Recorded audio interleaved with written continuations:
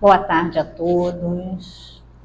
Que a paz de Jesus possa nos envolver, a nós encarnados e desencarnados que aqui se encontram junto a nós em mais esta tarde de reunião aqui na casa de Francisco de Assis. Que Jesus nos abençoe, nos ilumine, que as nossas mentes estejam ligadas ao alto, junto aos nossos irmãos franciscanos, essa espiritualidade que nos ampara, que nos sustenta, né? Que possamos, então, dar início com a leitura de harmonização desta tarde pelo livro Fonte Viva, Espírito Emmanuel, através da psicografia de Francisco Cândido Xavier. E a mensagem desta tarde, de item 106, intitula-se Sirvamos ao Bem. A luz resplandece nas trevas. Isso está no Evangelho de João, no capítulo 1, versículo 5. Não te aflijas, porque estejas aparentemente só no serviço do bem. Jesus era sozinho, antes de reunir os companheiros para o serviço apostólico. Sozinho, à frente do mundo vasto, à maneira de um lavrador, sem instrumentos de trabalho, diante da selva imensa. Nem por isso o cristianismo deixou de surgir, por templo vivo do amor, ainda hoje em construção na terra, para a felicidade humana. Jesus, porém, não obstante conhecer a força da verdade que trazia consigo, não se prevaleceu da sua superioridade para humilhar ou ferir. Acima de todas as preocupações, buscou invariavelmente o bem, através de todas as situações e em todas as criaturas. Não perdeu tempo em reprovações descabidas. Não se confiou a polêmicas inúteis.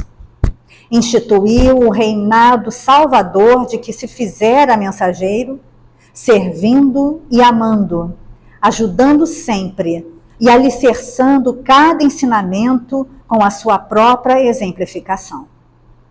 Continuemos, pois, em nossa marcha regenerativa para a frente, ainda mesmo quando nos sintamos a sós.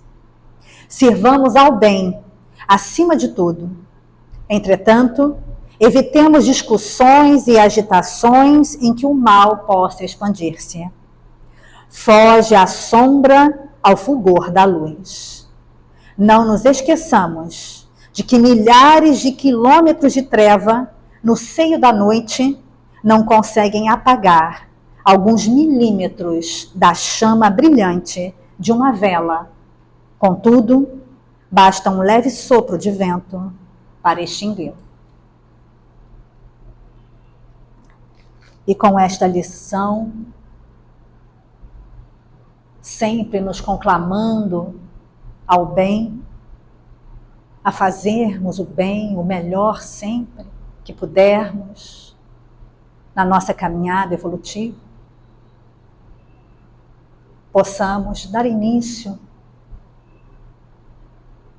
à palestra desta tarde, envolvidos nessas vibrações de fraternidade e amor, alcançando a nossa irmã Terezinha, na tarde de hoje, que vem nos trazer o tema, o Mestre e o Apóstolo, nesta tarde aqui na casa de Francisco de Assis. Que ela seja amparada, iluminada pelo seu mentor e pelos irmãos franciscanos. Paz e bem a todos nós. Graças a Deus.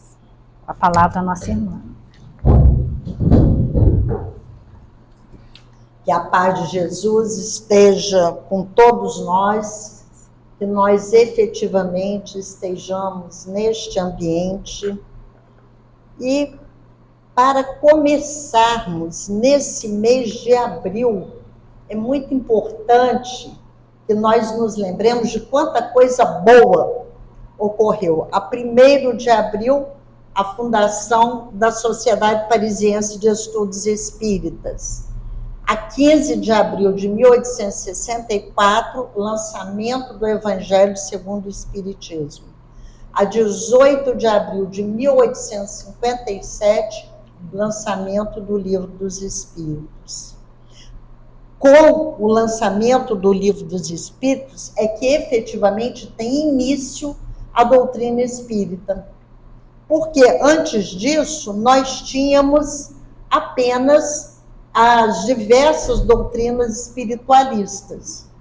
Mas Allan Kardec, no primeiro item do Livro dos Espíritos, da introdução, ele diz, por que ele criou esse termo espiritismo?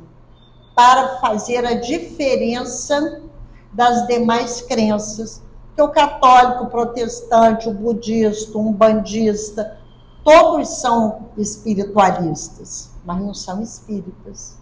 Porque o espiritismo tem uma terminologia e uma forma de entendimento diferenciada. Depois você viu o Livro dos Espíritos para mim, que eu achei que tinha trazido e não trouxe.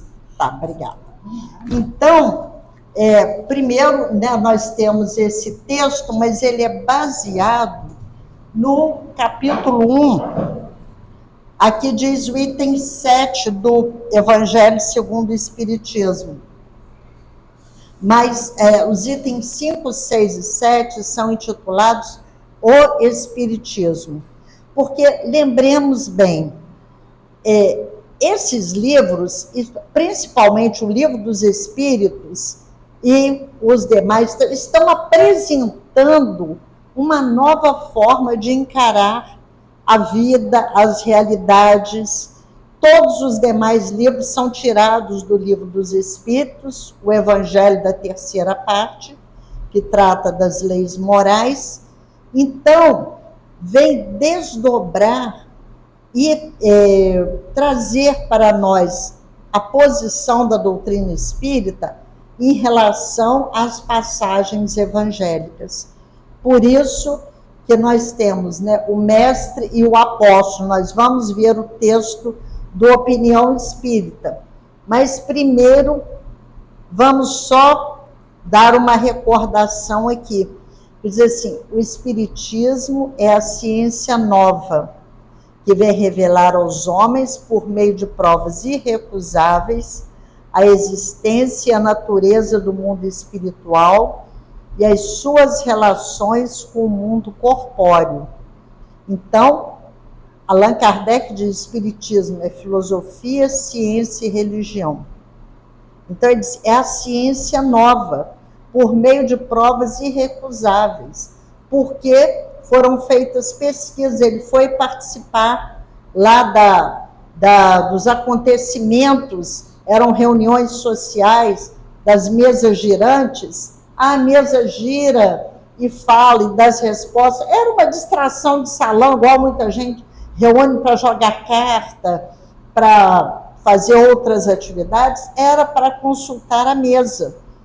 E aí, quando ele começa a ir em algumas dessas reuniões, elas perdem esse caráter frívolo, porque ele, como mestre, como educador, ele viu que ali ele não podia ir lá só para se divertir, ele tinha que tirar algum ensinamento. Então, como é que seria isso?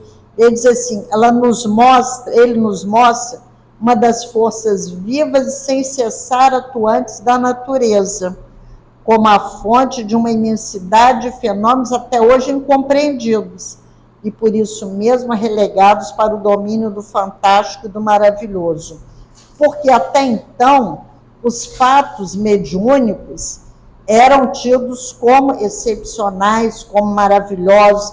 Algumas pessoas os interpretavam, né? Tinha aqueles iniciados de antigamente, que ficavam nos templos, os oráculos, que traduziam os fatos, os sonhos. Depois os profetas, que nós ouvimos falar do Antigo Testamento, os profetas eram os intermediários, eles falavam com a divindade. Então, por isso, eles tinham regalias, eles eram muito respeitados, muito ouvidos. E aí, o Espiritismo vem trazer para nós que tudo isso é fato natural, que todos podem estabelecer esse contato. Diz assim, o Espiritismo é a chave, com o auxílio da qual tudo se explica de modo fácil. Não tem mistérios, não tem dificuldades. Está claro ali. É só sabermos ler, sabermos compreender e tirarmos dos fatos essa aura de mistério, de maravilhoso. Tudo tem uma explicação. Aí ele vem falando que aqui já foi tratado, aqui no Evangelho, no capítulo 1, que é não vim destruir a lei.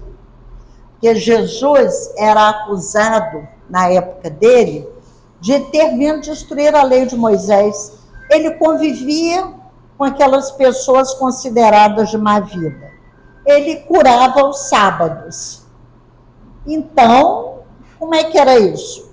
A lei proibia isso tudo, ele sentava à mesa sem lavar as mãos, que para o judeu era uma coisa inadmissível. E aí que ele diz aquela famosa frase, né? Não é o que entra pela boca que macula o homem, mas o que sai, porque o que sai é o que ele tem no coração. Isso são, eu falo que agora que eu estou entendendo um pouco o Evangelho, porque aos poucos a gente vai entendendo, lá é mesmo. Quando eu falo uma palavra mal posta, uma palavra mal pronunciada, é porque meu coração está cheio de ira. O outro não tem nada a ver com isso. Eu desfecho sobre o outro, né, para me livrar daquilo. Mas é o que eu tenho no coração. Então, nós vamos entendendo. Então, Moisés veio trazer a lei, a fixação do Deus único. Jesus veio trazer a imagem do Deus Pai, do Deus Amor.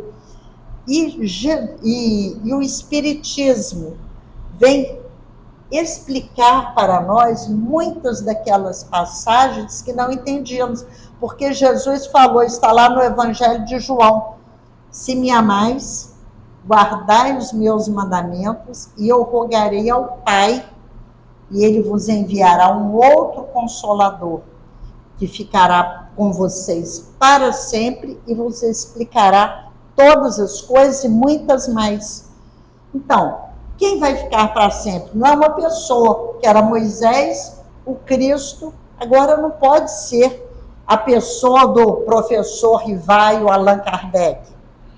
Tem que ser do conjunto dos espíritos que vieram trazer a mensagem e nos deixaram essa obra magnífica, que são 5 livros da codificação, mais a Revista Espírita, mais obras póstumas, todos frutos das análises, das pesquisas de Allan Kardec, para compreender aquele fenômeno. E aí o item 7, em que se baseia o nosso texto de hoje, ele diz, assim como Cristo disse, não vim destruir a lei, porém cumpri-la, também o Espiritismo diz, não venho destruir a lei cristã, mas dar-lhe execução. Nada ensina em contrário ao que ensinou Cristo, mas desenvolve, completa e explica em termos claros e para toda a gente o que foi dito apenas sob formas alegóricas. Porque nós vemos quantas parábolas Jesus contou. E à medida que vamos evoluindo, vamos entendendo de uma forma diferente. Às vezes uma passagem que não entendíamos há 5 anos atrás, hoje já entendemos de outra forma, daqui a 5 anos de outra, e à medida que amadurecemos, a nossa compreensão se modifica. Vem cumprir nos tempos preditos o que o Cristo anunciou e preparar a realização das coisas futuras. Que está lá no capítulo 18 da Gênesis, geração nova, sinais dos tempos, mostrando para nós que os tempos sempre são chegados, que estamos em constante transformação, em constante transição, estamos sempre evoluindo e passando pelas diversas fases, que às vezes parecem assim ao fim do mundo, mas a destruição, como está no Livro dos Espíritos, pode ser necessária para limpar o ambiente, para despertar em nós sentimentos que até então não tínhamos, solidariedade, fraternidade, tolerância, e modificarmos o nosso modo de ver a vida. Ele é, pois, obra do Cristo, que preside, conforme igualmente o anunciou, a regeneração que se opera e prepara o reino de Deus na terra. Então, aqui nós temos, no Livro dos Espíritos, umas questões que eu acho muito interessantes, porque ele diz aqui, não ensina, nada ensina em contrário ao que ensinou o Cristo. Allan Kardec pergunta na questão 626, só por Jesus foram reveladas as leis divinas ou naturais? Antes do seu aparecimento, o conhecimento dessas leis, só por intuição os homens o tiveram? E aí os Espíritos vêm dizer, não, quer dizer assim, a gente já não disse que está escrito por toda parte? Desde os séculos mais longínquos, vão sendo mandados mensageiros, mensagens, para que a humanidade vá, de acordo com o seu amadurecimento, compreendendo melhor as realidades da vida. Mas a questão 627 é bem interessante também. Uma vez que Jesus ensinou as verdadeiras leis de Deus, qual a utilidade do ensino que os Espíritos dão? Terão que nos ensinar mais alguma coisa? Porque a gente diz, o Espiritismo é o cristianismo redivivo. Voltando aqui novamente, que Allan Kardec fala, nada ensina em contrário ao que ensinou o Cristo, mas desenvolve, completa e explica, em termos claros e para toda a gente, o que foi dito apenas sob forma alegórica. Então, a doutrina espírita vem clarear quantas questões eu estou compreendendo agora. Eu achava extremamente injusta a passagem do Evangelho, quando dizia assim, aquele que mais tem, mais será dado. É isso que a gente vê no mundo.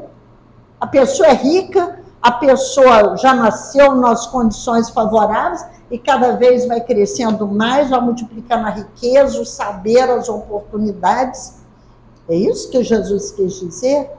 Mas aí nós entendemos a outra parte, fazendo a ligação com a parábola do talento. Aquele que recebeu 3 e 2 talentos, os dois que receberam 3 e 2 talentos, não, 5 e 3 talentos, né? O outro recebeu 1. Eles multiplicaram. O que recebeu 1, ele recebeu pouco, mas ele enterrou. Então, aí eu comecei a entender, é por isso que aquele que tem, mais será dado, porque ele aproveitou a oportunidade, ele desenvolveu o seu talento. Às vezes eu recebi pouco e eu me limito a invejar o outro. Poxa, por que ela tem tanto? Por que ela sobe na vida, tem um emprego bom? E eu fico parada. E a outra está cada dia crescendo mais, porque se esforça, se desenvolve. Mas eu, pelo menos, demorei para entender as questões. Aí ele vai dizer, mas se o Espiritismo ensina tudo o que Jesus ensinou, qual a utilidade dele? Jesus empregava miúde na sua linguagem alegorias e parábolas, porque falava de conformidade com os tempos e os lugares. Isso é uma coisa fundamental com a espiritualidade superior. É como com a criança.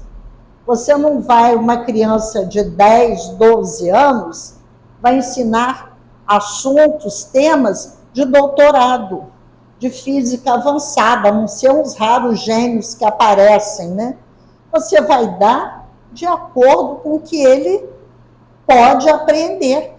A criança pode ser uma sumidade, mas ali dentro da sua capacidade. À medida que ela vai se desenvolvendo, a gente vai aumentando a informação, o conhecimento. Faz-se mister, agora que a verdade se torna inteligível para todo mundo. Então, é o cair dos véus. Todos nós devemos entender. muito necessário é que aquelas leis sejam explicadas e desenvolvidas. Tão poucos são os que a compreendem, e ainda menos os que as praticam. Porque aí são dois capítulos diferentes, né? Como um dos mantras que eu tenho, que é de Paulo, que está na carta aos Romanos: o bem que eu quero, eu não faço; o mal que eu não quero, esse eu ainda faço. Porque nós sabemos o que é o correto, o que deve ser feito, mas pela nossa disposição, pelo nosso histórico como espírito, eu ainda insisto. Orgulho, egoísmo, vaidade. Então, tudo isso vai me prendendo. A nossa missão consiste em abrir os olhos e os ouvidos a todos, confundindo os orgulhosos e desmascarando os hipócritas, os que vestem a capa da virtude da religião, a fim de ocultarem suas torpezas. Gente, isso é muito forte, porque é atualíssimo. Esse é um livro do século XIX e a gente continua vendo isso, os falsos cristos e falsos profetas. Em nome da religião, direcionam o seu rebanho e seus seguidores para aquele lado que querem, desconsiderando realmente a mensagem que Jesus trouxe. O ensino dos Espíritos tem que ser claro e sem equívocos, para que ninguém possa pretextar ignorância. Daí a necessidade de que a ninguém seja possível interpretar a lei de Deus ao sabor de suas paixões, nem falsear uma lei toda de amor e de caridade. Então, nós vamos vendo que está tudo dentro de um planejamento, que a espiritualidade não está aí brincando, manda uma mensagem, manda outra, aleatoriamente. Ela vai respeitando a nossa maturidade, a nossa capacidade de compreensão. Vem tudo numa gradação. E Jesus, como um judeu, muitas das coisas que ele falava, ele conhecia a lei, estava lá no Antigo Testamento. Só que ele tinha vindo trazer uma evolução daquela lei. Não era mais para continuar aquela coisa do olho por olho, dente por dente. Tem uma passagem no Antigo Testamento, eu não lembro em que lugar que é, mas que é aterrorizante, que diz assim: se o seu filho é rebelde e não segue as leis, tal, você o advirta. Se ele não te ouvir, chame os 72 anciões da tribo, né? Porque era o costume lá dos judeus. Se mesmo assim ele continuar rebelde, ele deve ser apedrejado. Está lá no Antigo Testamento. A mulher adúltera seria apedrejada. Então, isso nós não podemos considerar que seja a lei de Deus, que seja a palavra de Deus. Então, pode ter sido necessário naquela época, na compreensão daquele povo, mas Jesus já veio trazer a lição maior da compaixão, da humildade, do amor, da tolerância e do entendimento, há mais de 2000 anos. E como diz aqui a questão 627, nós ainda adulteramos essa mensagem ao sabor das nossas paixões. Aí nós vamos ao nosso texto de hoje, que é do livro Opinião Espírita, psicografia de Francisco Cândido Xavier e Valdo Vieira, e os textos são de Emanuel e André Luiz. Esse é o número 2, o mestre e o apóstolo. Diz assim: luminosa coerência entre o Cristo e o apóstolo que lhe restaurou a palavra. Vem falar, né, dessa comunhão, dessa afinidade entre Jesus e o professor Rivaio Allan Kardec. Né? O nome dele, Hipólito Léon Denis Rivaio, nome de registro, ao codificar a doutrina espírita, adotou o pseudônimo de Allan Kardec. Jesus o Mestre, que nós vemos, né, em muitas passagens com Jesus, quando o moço chega para ele e diz, bom mestre, ele diz, bom só o Pai. Ele aceitou a condição de mestre. E à medida que vamos estudando e compreendendo os evangelhos, vamos entendendo por que ele realmente é mestre. Kardec, o professor Rivaio, aos 50 anos, ele já era um magnetizador, porque isso havia as sociedades dos magnetizadores em várias partes do mundo, principalmente em Paris, que era o centro do mundo civilizado, que era pequeno o mundo civilizado da época, e era um professor preocupado com o ensino, com a forma. Ele tinha vários livros publicados, como o professor Rivaio, porque ele queria facilitar o ensino, principalmente preocupado com a educação pública. Lembrando que século XIX, poucas pessoas liam, principalmente as mulheres, que se achava que não necessitavam ter uma educação formal. Ele tinha na casa dele um curso para moças. Então, o professor no verdadeiro sentido. E nas várias questões da codificação espírita, a gente vê ali a sua veia de educador. Ele sempre fala, essa bagunça que a gente vê no mundo, pessoas sem controle, agredindo, matando e violentas, faltou a elas uma boa educação. Mas não só a educação pelos livros, mas a educação moral. Mas também não é educação aquela que nós tivemos, educação moral e cívica, não. A educação moral que forma homens de bem.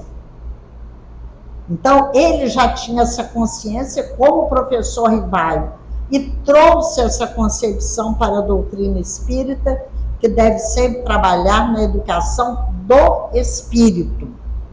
Jesus refere-se a Deus junto da fé sem obras.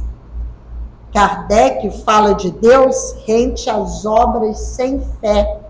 O apóstolo Tiago dizia, a fé sem obras é morta. E Jesus, nós temos na questão 886 do Livro dos Espíritos, qual o verdadeiro sentido da palavra caridade, como entendia Jesus. Benevolência para com todos, indulgência para as imperfeições alheias, perdão das ofensas. Era tudo isso que Jesus vivia, praticava e ensinava, mas que Allan Kardec, ao pôr na obra espírita esses conceitos, está lá quase encerrando a terceira parte, a lei de justiça, amor e caridade, ele vem nos falar que o nosso mundo só será realmente um mundo melhor quando conseguirmos vivenciar no nosso dia a dia as virtudes. Jesus é combatido desde a primeira hora do Evangelho pelos que se acomodam na sombra. Porque Jesus foi um revolucionário.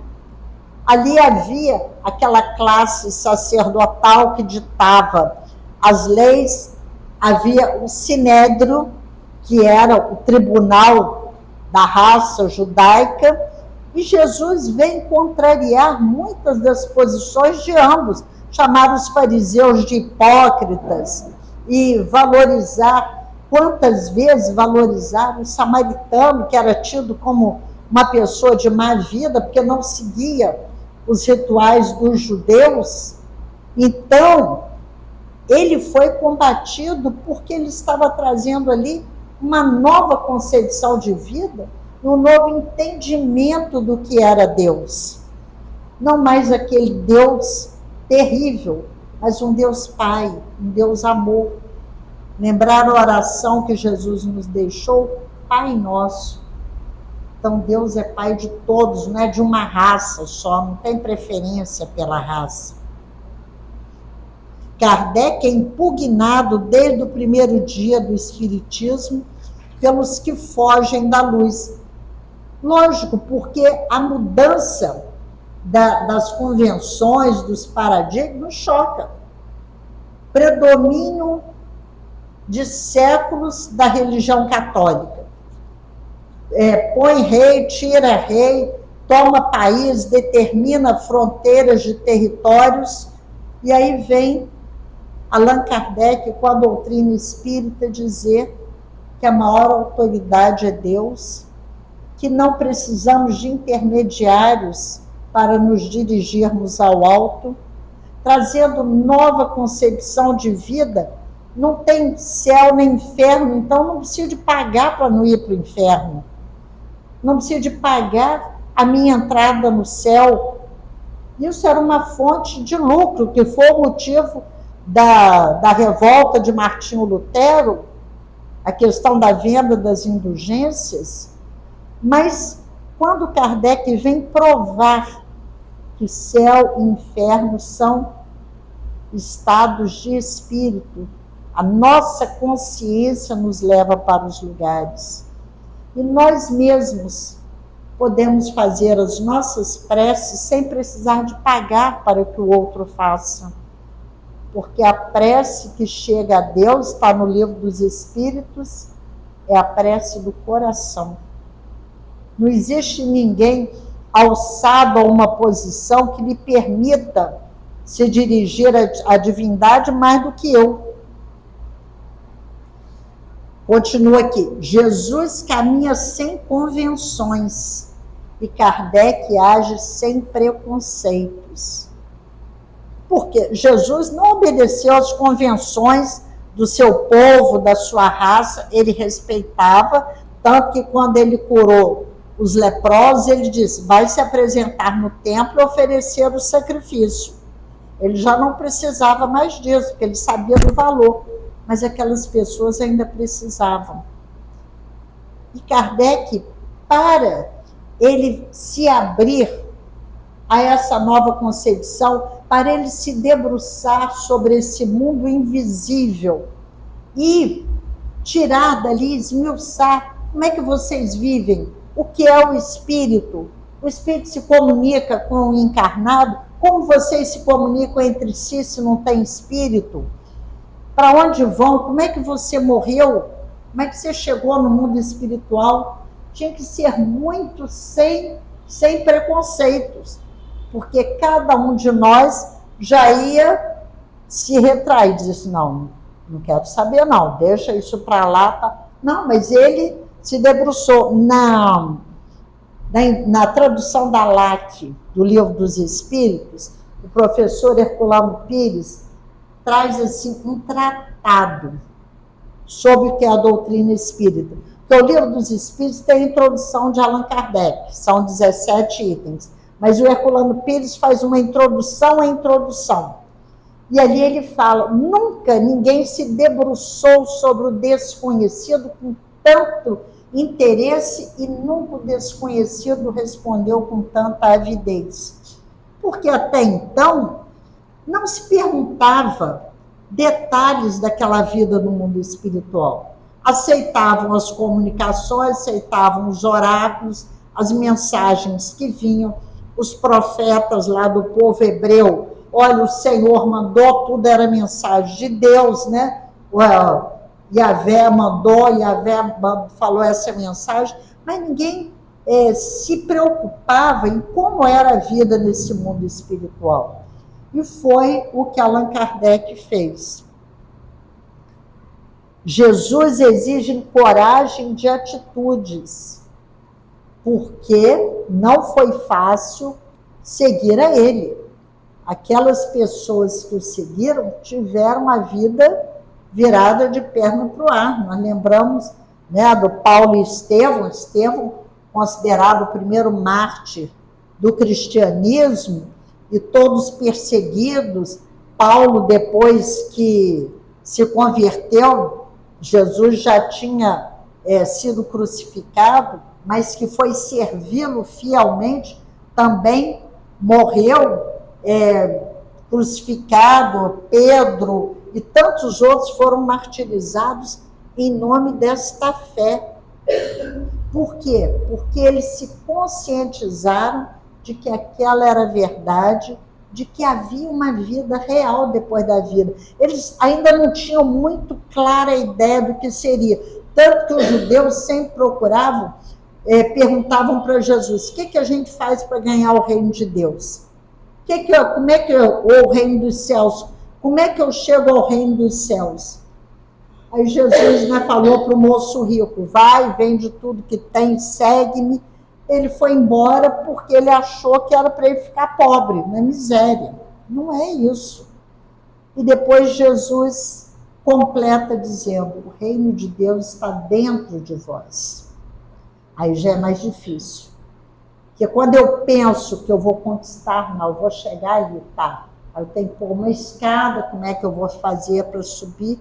Mas quando eu penso em voltar para dentro de mim mesmo, aí já fica um pouquinho mais difícil, porque é uma coisa complicada para a maioria de nós. Kardec reclama independência mental. Isso ele fala na introdução do Livro dos Espíritos. A gente tem que abstrair do conhecimento que tem, dos nossos preconceitos, e pensar de uma forma diferente. O Jorge Cerqueira, não sei se o Cerqueira fala aqui, o Cerqueira é maravilhoso. Ele, principalmente falando da parte científica, ele fala com uma leveza, com uma facilidade que é incrível. Então ele fala, são as quebras dos paradigmas. A pessoa tem aquela crença, tem aquela forma de ver, segue aqueles rituais até que surja a dúvida. Mas será que isso não é necessário? Será que eu posso fazer de outra forma? Será que eu não vou ofender a divindade? Até que eu entendo, aí eu já mudei de patamar, já estou em outra. E ele fala que isso tudo causa uma revolução em nós e no pensamento em geral. Diz assim, Jesus convida ao amor. Kardec impele a caridade, que nós conceituamos a caridade como o amor em movimento. Nós estamos aqui no exercício do amor. Antigamente a gente achava que caridade era dar esmola. A pessoa bate na porta, pede um prato de comida, dá, mas nós já falamos na concepção de caridade, como entendia Jesus, que está no Livro dos Espíritos. Benevolência, indulgência, perdão. Então, tudo isso vai somando e vamos aprendendo a amar. Jesus consola a multidão. Kardec esclarece o povo. Jesus estava sempre cercado pela multidão, que o buscava principalmente procurando os fatos prodigiosos, os milagres, as curas, mas nós imaginamos a irradiação que emanava dele, o espírito mais puro que veio à Terra. Só estar na sua presença já era o suficiente. Nós lembramos da mulher hemorroíça, que ele não fez nenhum gesto para curá-la. A mulher tinha um fluxo de sangue há mais de 12 anos, já tinha feito de tudo. E ela pensou lá com ela, se eu tocar nas suas vestes, eu vou ficar curada. Ele nem estava vendo, ela foi por trás e tocou, e ele sentiu que aquela energia saiu dele. Ele pergunta, quem me tocou? No meio da multidão, ele falava, todo mundo te tocou? Mas ele sentiu, aí ela confessou, e ele disse, a tua fé te curou. Porque lembramos que em momento nenhum ele diz, eu te curei. A tua fé te curou. Vá e não peques mais.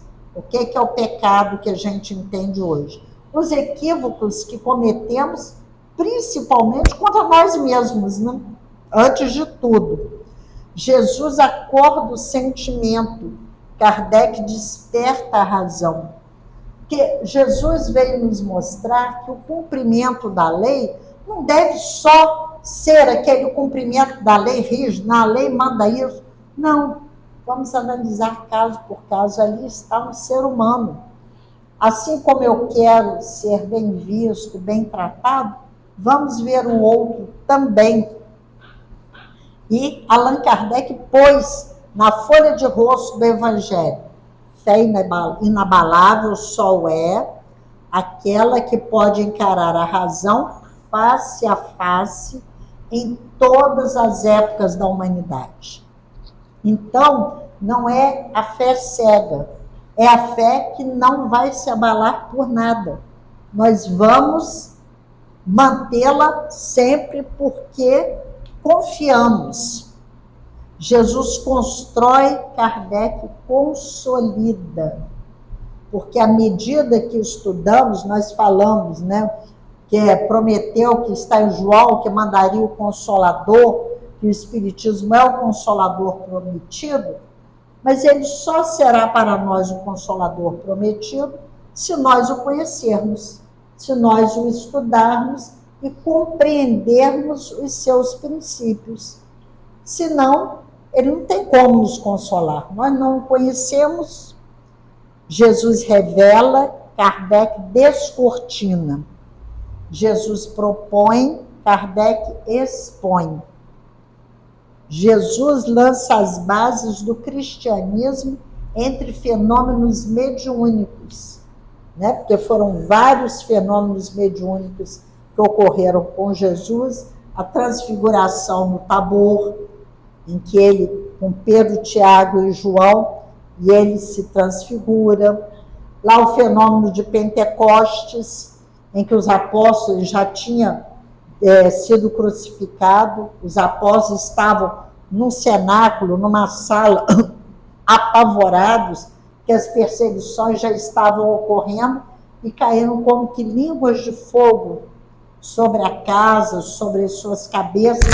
Veio um vendaval enorme pela cidade e eles saíram falando línguas e cada um entendia na sua própria língua e passaram também a fazer curas. Kardec recebe os princípios da doutrina espírita através da mediunidade. As irmãs Caroline e Julie Boudin foram aquelas responsáveis pela recepção da primeira edição do Livro dos Espíritos, o que foi lançado a 18 de abril de 1857, com 501 questões. Aí depois foi revisado em 1860, lançou a edição já com 1019 questões, com auxílio de outros médiuns e de outros centros, mas Kardec sempre se comunicando com vários centros para que as respostas não ficassem viciadas no mesmo médium, no mesmo lugar. Por isso, cuidado de mensagens bombásticas de um só lugar.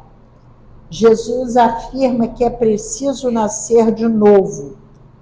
E Kardec explica a reencarnação. Que aquele famoso encontro de Jesus com Nicodemos, que ele diz que é preciso nascer de novo, Nicodemos não entende, aí Jesus diz: mas você é doutor em Israel e não entende isso? Eu vou voltar a entrar no ventre da minha mãe sendo velho? Então, como é que é isso? E aí a doutrina espírita vem pôr em termos claros o que é a reencarnação. Quem são aqueles que precisam de reencarnar? Aqueles que não atingiram o nível evolutivo necessário. Estamos nesse planeta de provas e expiações porque ainda temos o que evoluir. Vamos sempre, desencarnamos no mundo espiritual, tomamos consciência daquilo que ainda ficou faltando e não, então eu quero reencarnar, preciso de reencarnar nessa condição para me melhorar. Ou outros que a reencarnação é compulsória, a pessoa não tem nem consciência de tão comprometida com a lei que está. Mas tudo explicado com leis justas e claras que nada vem aleatoriamente. Jesus reporta-se a outras moradas. Kardec menciona outros mundos. Jesus espera que a verdade emancipe os homens. Ensina que a justiça atribui a cada um pelas próprias obras e anuncia que o Criador será adorado na terra em espírito. Nessa passagem a gente lembra quando ele encontrou com a samaritana no poço de Jacó, na Samaria, e a samaritana pergunta para ele: mas onde vamos adorar a Deus? Uns dizem que é aqui, porque como os samaritanos não podiam frequentar o templo de Jerusalém, por desavenças com os judeus, eles construíram o templo no Monte Garizim. Então ela diz, uns dizem que é em Jerusalém, outros que é aqui. E o que Jesus diz? Haverá um tempo em que o Pai será adorado em espírito e verdade. Não vai precisar de templos de pedra, porque o reino de Deus está dentro de nós e ele chamou que brilhe a nossa luz diante dos homens. Nós temos toda essa potencialidade, nós mesmos podemos elevar a nossa vibração e nos comunicarmos com a espiritualidade. Kardec esculpe na consciência as leis do universo. Está lá a questão 621, onde está escrita a lei de Deus na consciência. Nós sabemos, está na nossa consciência. Em suma, diante do acesso aos mais altos valores da vida, Jesus e Kardec estão perfeitamente conjugados pela sabedoria divina. Jesus a porta, Kardec a chave. E aqui nós temos no livro de Leon Denis, Cristianismo e Espiritismo, lembrando que Leon Denis presidiu o Congresso Espírita de Paris de 1925, ele já velho, praticamente cego, mas o Espiritismo, depois da desencarnação de Allan Kardec, ficou meio à deriva, estava tomando outros rumos, e ele foi convidado a presidir o Congresso, e ele viu o programa, achou interessante, as pessoas queriam participar, e ele presidiu esse Congresso, fortalecendo os princípios espíritas, que Leon Denis é chamado consolidador da doutrina. Ele direcionou novamente os rumos da doutrina. E, pelo que nós sabemos, em obras póstumas, Allan Kardec pergunta, e se eu falhar na minha missão? Os espíritos dizem, não tem problema, outro vai tomar o seu lugar. A gente, às vezes, tem essa ilusão, não, pessoal missionário, não pode falhar. Pode, todo mundo pode. Encarnado aqui, a não ser Jesus, não tem ninguém, não veio ninguém infalível. Outro vai tomar o seu lugar, fica tranquilo. E, pelo que sabemos, seria Leon Denis, que também era chamado de mestre, a obra dele é espetacular. E aqui, neste livro, no capítulo 10, intitulado A Nova Revelação, a Doutrina dos Espíritos, diz assim, o moderno espiritualismo de Sêmulo é uma nova forma da revelação eterna. Para nós, revelação significa simplesmente a ação de levantar um véu e descobrir coisas ocultas. Neste ponto de vista, todas as ciências são reveladas. Todos os tempos e todos os povos tiveram sua parcela de revelação. É mediante intervenções humanas que Deus age sobre a humanidade, tanto no domínio dos fatos históricos, como no do pensamento e da ciência. Então, quando na questão 459 pergunta se os espíritos influem em nossos atos e pensamentos, muito mais do que pensais, muitas vezes são eles que vos dirigem, mas a ação é nossa. Eles nos influem quando nós nos movimentamos. Isso é uma coisa que a doutrina vem dizer. Jesus dizia, ajuda-te que o céu te ajudará. E a doutrina espírita mostra bem isso, aquela questão que falamos anteriormente, a quem mais tem, mais será dado. Quanto mais eu me esforço, mais eu me aprimoro, mais eu aprendo, principalmente mais eu aprendo a servir. E ele diz assim, como no do pensamento e da ciência. Eu acho muito interessante, tem um livro, O Sonho de Mendeleev. Mendeleev foi o russo que descobriu a tabela periódica dos elementos. E eu acho isso fantástico. Aí falando que ele era um trabalhador compulsivo.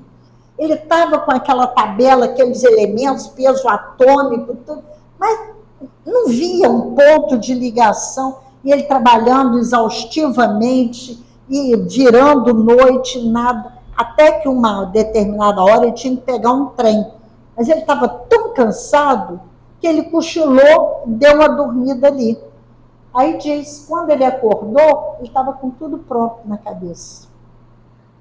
Então a gente vê, diz assim, ó, Deus age através dos homens. Ele estava lá se desdobrando. Então foi acertada na cabeça dele o elemento que ele já tinha. Não foi dado de mágica, de só, não, esse vai fazer essa descoberta, a gente vai dar de graça. Não. Se não me engano, era o Newton que dizia, né, que o gênio é 90% de suor e 10% de genialidade. Sua-se muito. Quando foi descoberta a lâmpada, né, Thomas Edison lá, descobriu a lâmpada, dizem que ele tinha feito 999 experiências. Aí o assistente dele falou, vamos desistir, porque a gente já fracassou esse tempo todo. Eu disse, não, nós não fracassamos, a gente descobriu 999 formas de não fazer.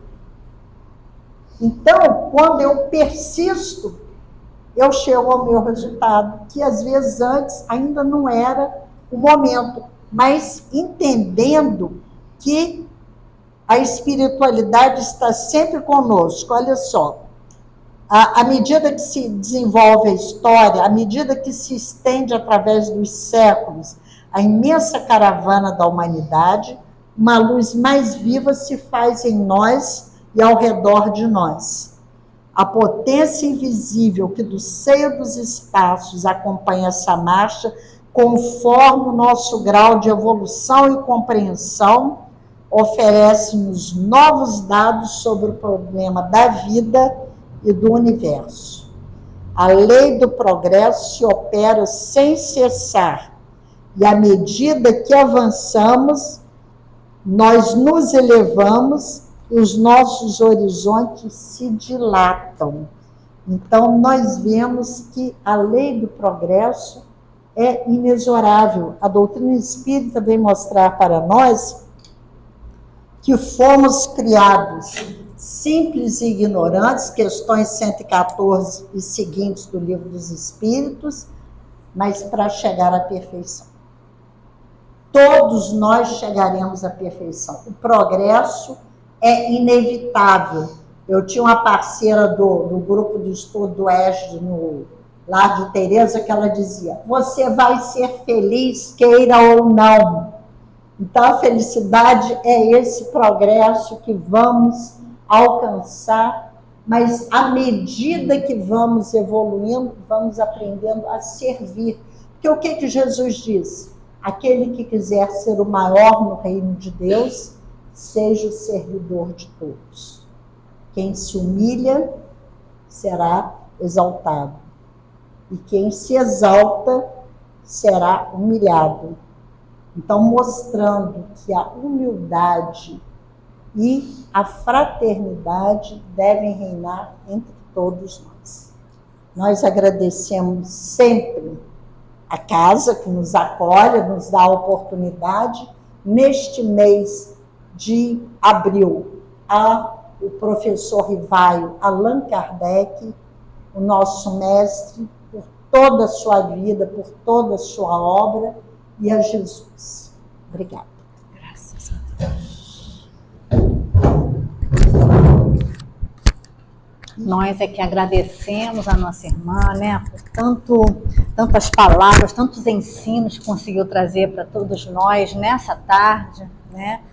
E para finalizarmos, lembrando realmente o nosso imenso agradecimento a Kardec, a este espírito superior, né? Nos é muito difícil falarmos de Kardec, né? Nos é muito difícil, quanto mais falarmos do mestre, né? Mas que nós possamos efetivamente, né, cada vez que nos debruçamos sobre todas essas obras, né, sobre essa doutrina que nos ilumina, que ilumina o mundo, né, ilumina tanto, né, porque são esses espíritos que estão junto a nós, que velam pelo bem no mundo, né, sob a égide do Cristo, e que possamos colocar os nossos corações em agradecimento sempre, né, em todos os momentos, né, agradecimento a esse missionário, sim, um missionário que veio com uma dedicação e uma vontade enorme, sabedor do que precisava realizar, porque veio com uma vontade muito grande, com um foco muito grande, né? Uma noção muito grande daquilo que devia desempenhar e realizar, né? Ser esse instrumento para isso. Então, que possamos nesse momento fechar os nossos olhos, possamos aproveitar essa ambiência e firmar mais esse contato com a espiritualidade, nesse agradecimento dos nossos corações a esse irmão, a esse missionário, a esses espíritos, essa falange do bem e da verdade, agradecidos por tudo, e que possam essas vibrações de fraternidade, de caridade sempre envolver cada vez mais a nossa mente e o nosso coração no propósito do bem, sendo levado a todos os nossos irmãos em humanidade. Que os nossos irmãos franciscanos, nesse momento, nos envolvam nessas vibrações, que a nossa irmã Terezinha saia daqui cada vez mais fortalecida nessa doutrina que une e ilumina todos nós. Que a tua paz, Mestre, e o teu divino amor envolva toda esta humanidade, hoje, amanhã e sempre, Senhor. Graças, paz e bem a todos nós.